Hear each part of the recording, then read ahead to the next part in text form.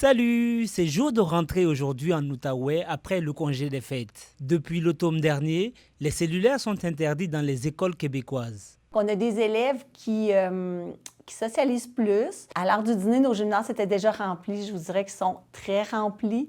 Les élèves bougent, les élèves jouent à des jeux de société. On voit même des élèves faire des travaux. Le matin, surtout en arrivant. Les téléphones en salle de classe étaient déjà interdits au Québec depuis janvier 2024. Des élèves aussi apprécient la nouvelle mesure. C'était le fun côté socialisation. On apportait genre des jeux de Uno pour pouvoir jouer ensemble, justement. Moi, j'ai jamais vraiment eu de téléphone à l'école. Puis le fait que les gens étaient isolés sur leur téléphone, ça me permettait un peu plus d'aller parler aux autres. Puis comme je me disais, les gens vont venir plus me parler. Du côté de l'Ontario, les cellulaires sont uniquement interdits dans les salles de classe depuis la rentrée scolaire 2024.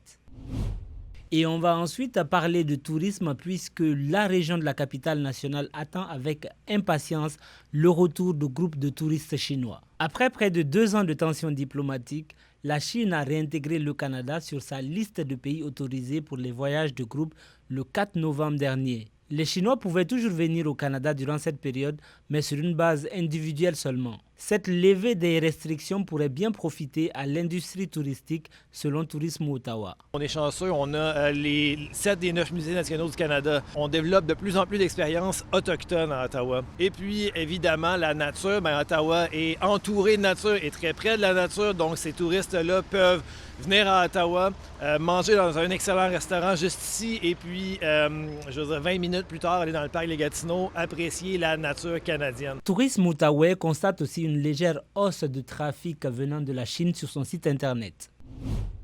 Et un mot pour les patineurs du secteur de Hall qui peuvent maintenant profiter de la patinoire du ruisseau de la Brasserie. La ville de Gatineau a officiellement ouvert la patinoire hier à 17h. L'accès se fait depuis la rue Montcalm, près du pont et à 2 pas de l'œuvre de Joe Montferrand. Et il y a même une roulotte pour chausser vos patins au chaud avant d'aller patiner. C'est avec ça qu'on se quitte. Pour plus de détails, rendez-vous sur le site ou l'appli info de Radio-Canada.